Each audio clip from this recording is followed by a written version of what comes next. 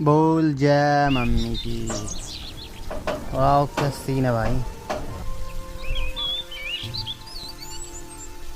केशव नगर राज्य के एक छोटे से गांव में हरिराम नाम का एक सीधा साधा मेहनती और ईमानदार किसान अपनी पत्नी के साथ खेत में बैठा हुआ था। देखना, हमारी फसल इस साल बहुत अच्छी होगी। हाँ, क्योंकि मेरी मेहनत के साथ साथ मेरे खेत की जमीन पर तुम्हारी मेहनत का पसीना भी शामिल है अर्चना। हाँ। नहीं, सारे गांव में केवल तुम ही मेहनती और ईमानदार हो। तुम्हारे पास जमीन तो कम है, लेकिन तुम्हारा दिल बहुत बड़ा है। कुछ देर बाद दोनों पति पत्नी घर चले गए।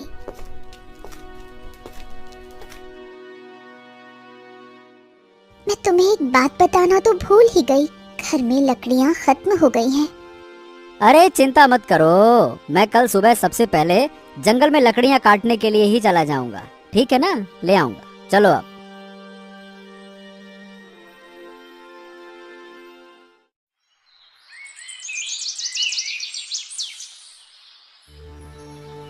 अगली सुबह हरिराम लकड़ियां काटने के लिए जंगल चला गया।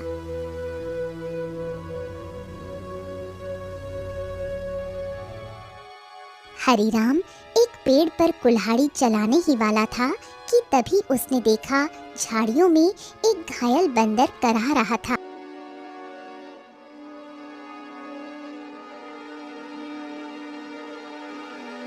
हे भगवान, बाप रे, इस बंदर को तो लगता है किसी ने बुरी तरह से घायल कर दिया है। जरूर किसी जंगली जानवर ने इसके ऊपर हमला किया होगा। बताओ भला, बेचारे का हाथ खून से भरा हुआ है। ओहो हो।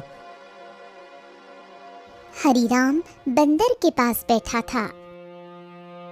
काश तू बोल सकता तो बता सकता कि तेरी तकलीफ कहाँ है। फिलहाल तो तेरे हाथ में खून दिख रहा है, लेकिन जिस तरह से तू दर्द से तड़प रहा है ना, बाप रे, तकलीफ तो कहीं और ही है।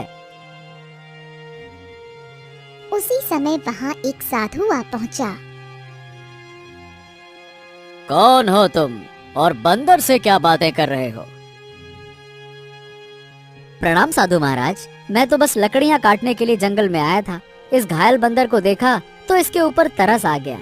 लगता है किसी जंगली जानवर ने हमला किया है इसके ऊपर। देखिए ना, इसके हाथ से खून बह रहा है, लेकिन जिस तरह ये दर्द से तड़प रहा है, मुझे तो लगता है कि इसे कहीं और ही तकलीफ है। बहुत कम इंसान होते हैं जिनके मन में जानवरों के प्रति इंसानियत होती है। रुको रुको रुको। ओम। इतना बोलकर साधु मंत्र पढ़ने लगा। अचानक रंग बिरंगी किरणों से बंदर का जख्म सही हो गया। हाँ, अब ये बंदर तुम्हें बता सकता है कि इसकी तकलीफ कहाँ है। इतना बोलकर साधु वहाँ से चला गया। बंदर उठकर खड़ा हो गया। मेरे कंधे में बहुत दर्द हो रहा था। हाँ, अब अच्छा लग रहा है। एक शेर ने मुझ पर हमला किया। मैं बचने के लिए दूसरे पेड़ में कूदा। शेर का पंजा मेरे हाथ में लगा और मेरा हाथ घायल हो गया। मैं पेड़ ही नहीं पकड़ पाया और मैं जैसे ही नीचे गिरा, बाप रे बाप, मेरे कंधे में बहुत चोट लग गई थी। अरे, तुम तो बिल्कुल मनुष्य की आवाज में बात कर रहे हो। ये कैसे संभव हुआ? जब साधु ने मंत्र पढ़ा ना, तब मुझे ऐसा लगा कि मेरे अंदर बात करने की शक्ति आ गई है। मैंने बोला और मेरी आवाज तुम तक पहुंच गई। लगता है ये चमत्कार साधु बाबा ने किया है। हाँ।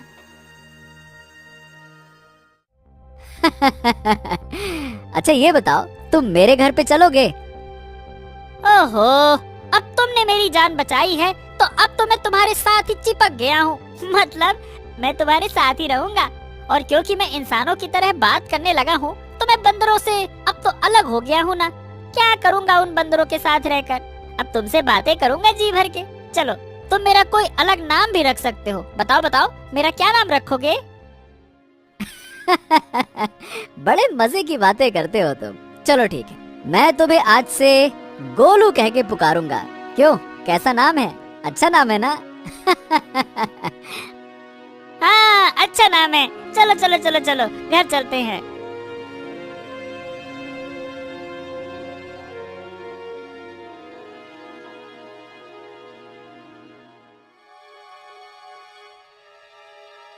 अरे, ये जंगल से तुम बंदर को क्यों पकड़ लाए? हरीराम पूरी घटना अर्चना को बताने लगा। क्या क्या वास्तव में बंदर बात कर सकता है? अरे तुम स्वयं पूछ लो। क्या नाम है तुम्हारा? मेरा नाम गोलू है। हरीराम ने मेरी जान बचाई है और अब मैं उसका साथी हूँ। साथी क्या, अब तो मैं तुम्हारे परिवार का हिस्सा हूँ। अर्चना आश्चर्य में पड़ गई। समय बीतने लगा। गोलू की मौजूदगी घर में नई जान ले आई थी। धीरे धीरे गोलू अर्चना के काम में हाथ बटाने लगा। गोलू अब हरीराम का सच्चा साथी बन चुका था। एक दिन गोलू हरीराम से बोला, हरीराम, अब मैं भी तुम्हारे साथ खेत में चलूंगा। क्या करूंगा घर में बैठे बैठे, मुझे भी चलना है। अरे गोलू, खेत का काम आसान नहीं होता, बहुत मेहनत लगती है। क्या करोगे तुम वहाँ पे? अरे क्या करूंगा क्या, मैं भी तुम्हारे साथ मेहनत करूंगा। और क्या, क्या मुझे कम मेहनती समझा है क्या? बस डर ये है कि गांव वालों ने तुम्हें बोलते हुए देख लिया ना, तो वो न जाने क्या समझेंगे। अरे पर जब मैंने तुमसे पहली बार बात की थी तो क्या तुम डरे थे क्या, बताओ? देखो गोलू, मैं दुनिया को जानता हूँ। हर कोई मेरे जैसा नहीं होता है जो तुम्हें समझ सके। ओहो, मुझे दुनिया से क्या है लेना देना, मुझे तो तुम्हारे संग है रहना। मेरा मतलब ये है कि मुझे बस तुमसे मतलब है, क्योंकि मैं तुम्हारा साथी हूँ। हरीराम मुस्कुराया और अगले दिन गोलू को साथ लेकर खेत चला गया। कुछ ही दिनों में गोलू ने खेती की हर बात सीख ली। अब वो हरीराम का सच्चा मददगार बन गया था।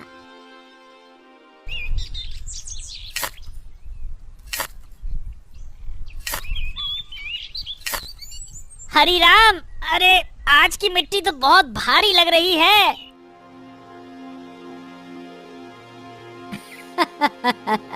गोलू, अब तो तू पक्का किसान बन गया है, मिट्टी का भी फर्क समझने लगा है। गोलू की बात अब गांव में फैलने लगी थी और ये बात आखिरकार पहुंची जमींदार चौधरी के कानों तक। क्या हरीराम के घर एक बंदर है जो इंसानों की तरह बोलता है? हाँ जमींदार साहब, मैं खुद देख चुका हूँ। अरे मैंने तो उसे बोलते हुए सुना भी है। पहली बार तो मैं डर गया था। अरे भैया, तो फिर उस बंदर को लेकर तमाशा करना चाहिए, उससे तो बड़ी अच्छी कमाई होगी। ये बात आपने बिल्कुल पते की कही जमींदार साहब। जमींदार की हंसी कुछ देर चली, फिर वो गंभीर हो गया। हाँ, इस हरीराम की जमीन पर मेरी नजर बहुत समय से है। बाकी सब तो मेरे कर्जदार बन चुके हैं, पर ये ससुरा हरीराम ये कभी झुका ही नहीं। उसकी जमीन बहुत उपजाऊ है जमींदार, बंजर में भी फसल उग जाती है। अरे इसमें मिट्टी का कोई खेल नहीं है भीमा, उसकी किस्मत और सितारे बुलंद है, पर जिस दिन वो सितारे गिरेंगे ना, उसी दिन ये खेत मेरा होगा और हरीराम मेरे कदमों में होगा, देख लेना तुम।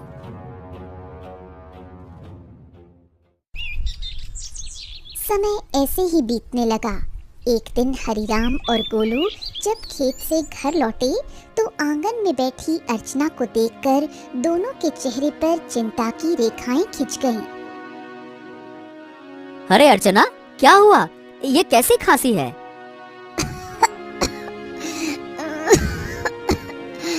कुछ दिनों से खांसी हो रही है, अब तो दिन ब दिन और भी बढ़ती जा रही है। हरीराम, इसे नजरअंदाज मत करो, किसी अच्छे वैद्य को तुरंत बुलाना चाहिए। हरीराम ने देर न करते हुए गांव के एक अनुभवी वैद्य को बुला लिया। वैद्य ने अर्चना को ध्यान से देखा। हरिराम, देखो, इन्हें एक विचित्र बीमारी हो गई है। अगर समय पर इलाज न मिला तो ये जानलेवा हो सकती है। हाँ, नहीं नहीं नहीं नहीं वैद्य जी, आप तो इलाज शुरू कीजिए, मैं कोई कसर नहीं छोड़ूंगा।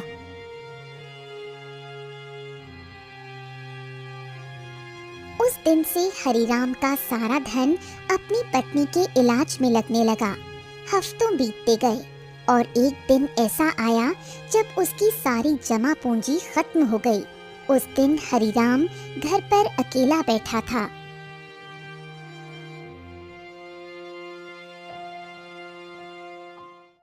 ऐसे उदास मत बैठिए, मैं अपने आप ठीक हो जाऊंगी। ऐसा ऐसा मत कहो अर्चना, मैं तुम्हें इस हालत में नहीं देख सकता। तो अब क्या करोगे? जो कुछ था सब तो मेरे इलाज में लगा दिया। अब तो बीज खरीदने तक के पैसे नहीं बचे। हरिराम सिर झुकाए बैठा था। तभी गोलू तेजी से दौड़ता हुआ आया। हरिराम, हिम्मत मत हारो।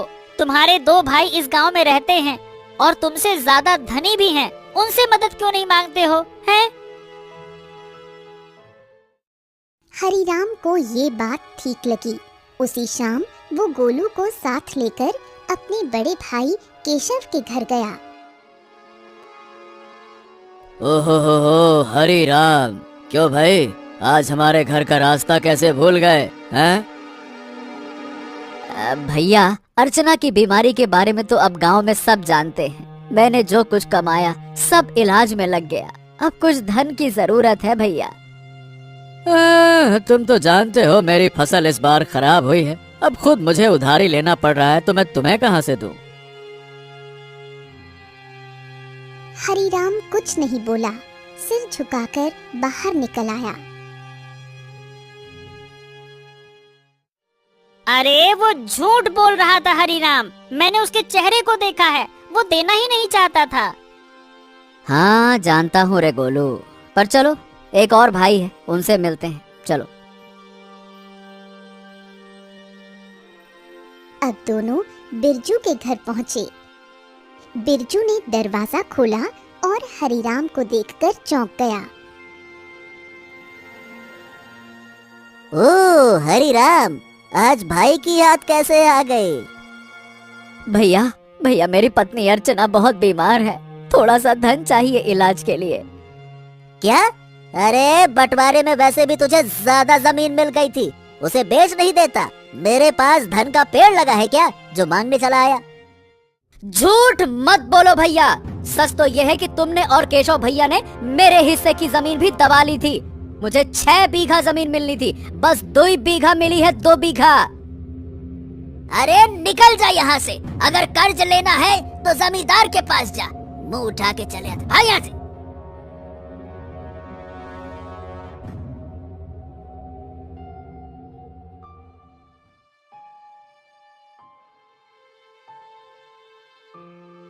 कैसे भाई है तुम्हारे हरिराम, एक भी मदद को तैयार ही नहीं है।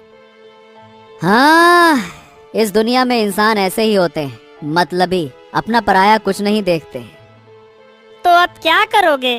क्या जमींदार के पास जाओगे?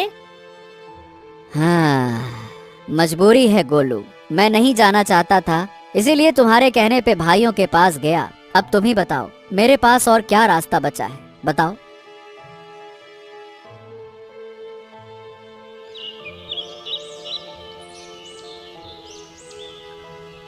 अगले दिन हरिराम और गोलू जमींदार की हवेली में जा पहुंचे। उम्मीद उसे कम थी, मगर अपनी पत्नी की खातिर उसने खुद को झुका दिया था। मैं जानता था हरिराम, एक न एक दिन तू चलकर मेरी हवेली में जरूर आएगा भैया। आपने बिल्कुल सही कहा था मालिक, जब तक इसकी किस्मत चमक रही थी तब तक बहुत अकड़ में चलता था। अब देखो कैसा मुरझाया मुरझाया सा खड़ा है। ए जमींदार, तुम्हें किसी की हालत का मजाक उड़ाने का हक नहीं है। लोग तुम्हारा सम्मान करते हैं, तुम्हें भी दूसरों का सम्मान करना चाहिए, समझे? ए बंदरवा, बकवास बंद कर। तू इंसानों की तरह बोलता है, इसका मतलब ये नहीं है कि तू इंसान बन गया है, समझा? हाँ भैया हरिराम, बताओ बताओ, क्यों आए हो? क्या बताएं, आपको तो सब पता है। मेरी पत्नी बीमार है, सारा धन इलाज में चला गया, कुछ धन की आवश्यकता है। अच्छा, धन चाहिए तो भैया मेरी शर्तें सुन लो। ब्याज 50% और बदले में कुछ गिरवी रखना होगा।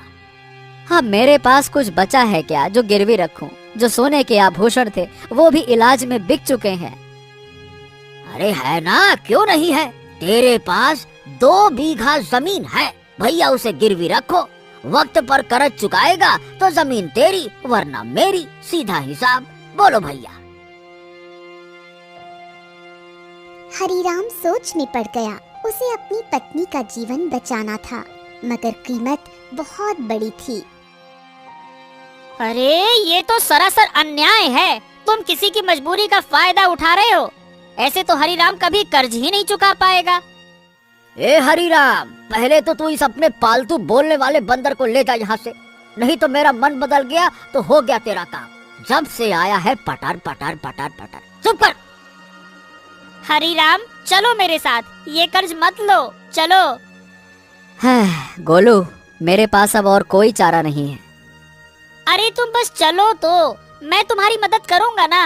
हाँ चलो मेरे साथ। हरिराम गोलू के साथ चला गया। हवेली के भीतर जमींदार और भीमा गुस्से से खौल रहे थे। ए मालिक, हरिराम तो हाथ से निकल गया। अरे चिंता मत कर बेटा, मजबूरी उसे फिर लौटाएगी। कितना दूर जाएगा वो?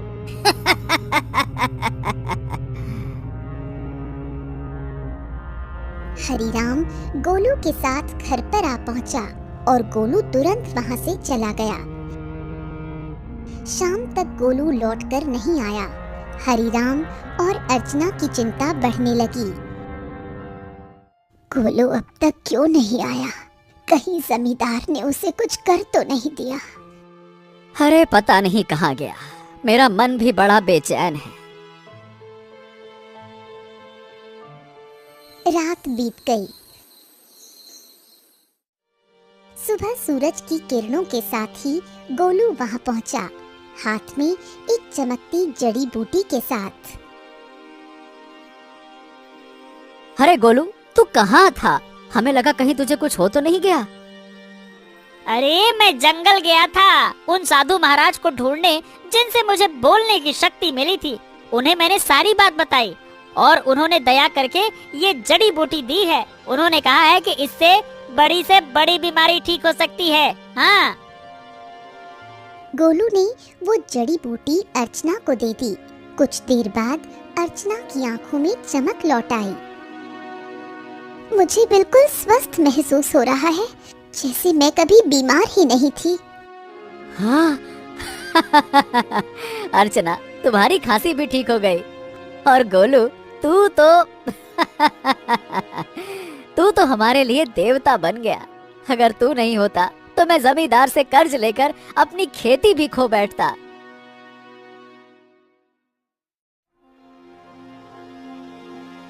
हाँ, अब मेरी पत्नी तो ठीक है, लेकिन खेत में बीज डालने के पैसे तक नहीं बचे।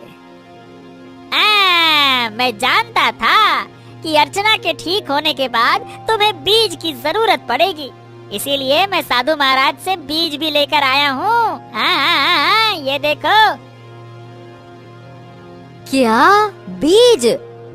हाँ, उन्होंने ये चमत्कारी बीज दिए हैं।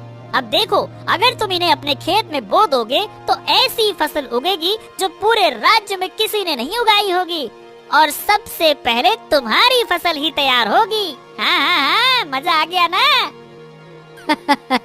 इतनी जल्दी? हाँ, लेकिन एक शर्त भी दी है साधु महाराज ने।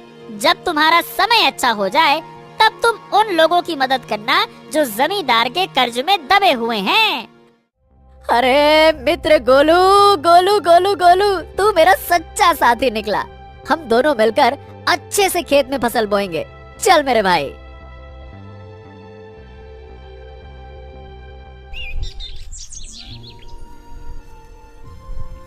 अगले ही दिन हरिराम, गोलू और अर्चना ने मिलकर खेत जोता, बीज बोया और आकाश की ओर देखकर मेहनत का वादा किया।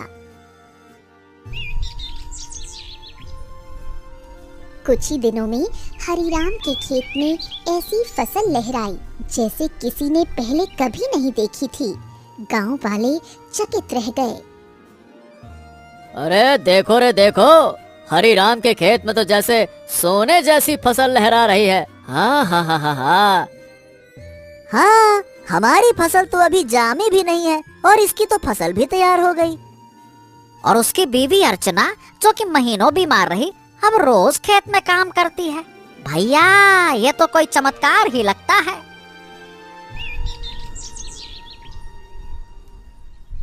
कुछ दिनों बाद हरिराम की किस्मत बदल गई। चमत्कारी फसल ने उसे गांव का सबसे सफल किसान बना दिया। बाजार में उसके नाम की चर्चा फैल गई। हरि राम, जपो राम नाम, बन गया तू धनवान। जो सोचा था वो हो गया सच। हाँ, वाकई में सच तो हो गया। लेकिन अब बारी है गोलू वादा निभाने की, उन सब की मदद करने की जो जमींदार के कर्ज में डूबे हैं। हाँ बिल्कुल, चलो आज से ही शुरुआत करते हैं। अपने गांव का बिंदेसर का खेत सबसे पहले छुड़ाते हैं। चलो।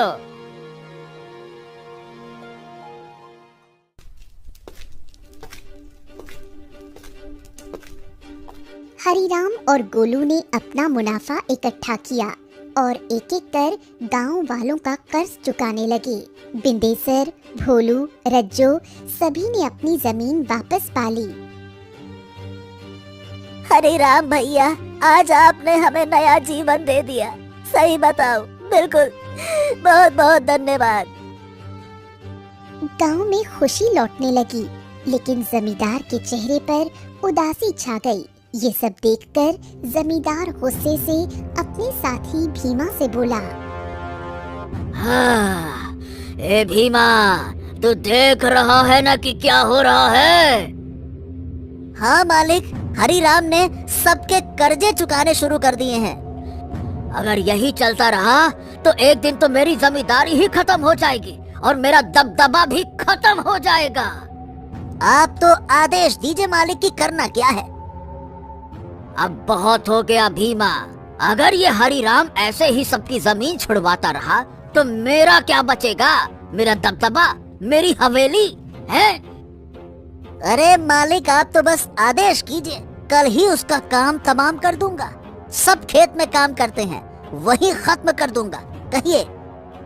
खून जमीन पर गिरे ऐसा मारना साले को, ताकि सबके दिल में डर उतर जाए। जा, हरिराम को मिटा दे, जा।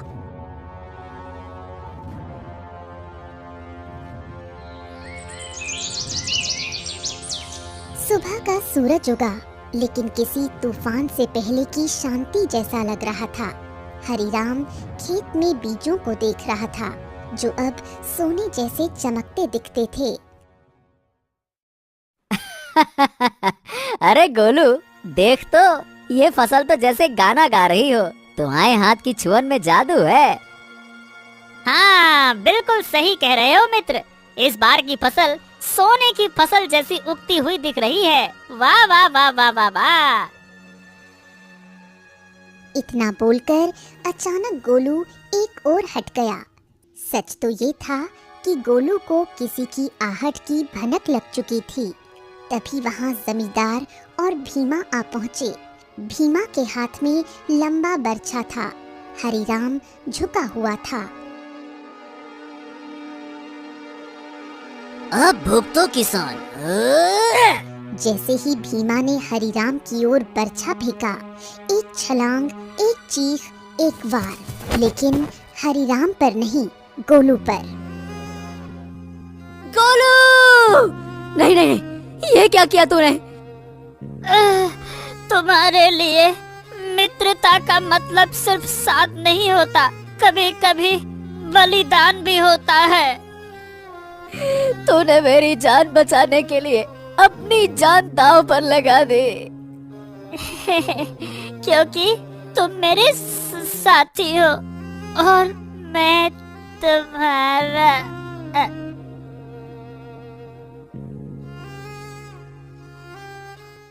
जमींदार और भीमा अविश्वास भरी नजरों से घायल गोलू को देखने लगे। भीमा जमींदार की ओर देखकर बोला, अरे ये क्या जमींदार, इस मूर्ख बंदर ने तो हरिराम के ऊपर लगने वाला वार अपने ऊपर ले लिया। हाँ तुमने सही कहा, लेकिन मैं फिर भी हरिराम को जीवित नहीं छोड़ूंगा। इतना बोलकर जमींदार गोलू की ओर देखकर क्रोधित अवस्था में बोला, अरे तू मूर्ख का मूर्ख बंदर ही रहा। अरे तू इंसानों की तरह बोल सकता था और इंसानों की तरह रहने लगा था, लेकिन तू इंसानों की तरह चतुराई नहीं सीख सका। तुझे क्या जरूरत थी अपने ऊपर वार लेने की? क्या आवश्यकता थी बलिदान देने की? मूर्ख बंदर कहीं का, तूने मेरे सारे किए कराए पर पानी फेर दिया। लेकिन तुझे क्या लगता है कि मैं हरिराम को जीवित छोड़ दूंगा? नहीं, मैं हरिराम को जीवित बिल्कुल नहीं छोड़ूंगा, क्योंकि उसकी वजह से ही मेरा गांव में दबदबा समाप्त हुआ है। तेरा ये बलिदान बेकार जाएगा रे मूर्ख बंदर, रुक जा। गोलू के होठों पर एक हल्की मुस्कान अब भी जिंदा थी। गोलू ने अपने मित्र हरिराम को मुस्कुराते हुए देखते हुए ही दम तोड़ दिया। तभी वहाँ वही साधु प्रकट हो गया जिसने गोलू को बोलने की शक्ति दी थी और जिसने गोलू को हरिराम की पत्नी को बीमारी से बचाने के लिए जड़ी बूटी और जादुई बीज दिए थे। साधु क्रोधित अवस्था में जमींदार और भीमा की तरफ देखकर बोला, जिसने निर्दोष की जान ली उसका पाप अब उससे बदला मांगेगा। जमींदार और भीमा, तुम दोनों ने बहुत बड़ा पाप किया है। तुम्हें इस संसार में खुलेआम रहने का कोई अधिकार नहीं है। तुम दोनों समाज के लिए खतरा हो, रुक जाओ।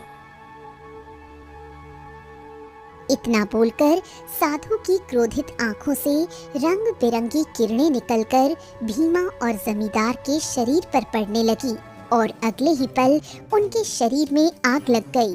कुछ ही देर में वो दोनों जलकर राख हो गए। गांव वाले इकट्ठा हो गए। साधु हरिराम की ओर देखकर बोला, हाँ, तुम्हारा और गोलू का साथ यहीं तक लिखा था हरिराम। लेकिन साधु महाराज, जमींदार के साथी भीमा ने मेरे ऊपर हमला किया था, लेकिन गोलू ने उसे अपने शरीर पर ले लिया। हाँ, क्योंकि वो तुम्हारा सच्चा साथी था। जाते जाते गोलू ने अपनी मित्रता का कर्ज चुका दिया। अपने साथी को कभी नहीं भूलना हरिराम। इतना कहकर साधु रंग बिरंगी किरणों में वहां से गायब हो गया। गांव वाले नम आंखों से गोलू के बलिदान की सराहना करने लगे। अरे ये कोई साधारण बंदर नहीं था भैया, देवता था, देवता, हरिराम का सच्चा साथी। हाँ भैया, इसने अपनी जान दे दी और हम सबको बचा लिया। बहुत अच्छा बंदर था। कुछ दिनों बाद हरिराम ने नम आंखों से गोलू की याद में उसी खेत में एक पौधा लगाया जो आगे जाकर बना साथी वृक्ष।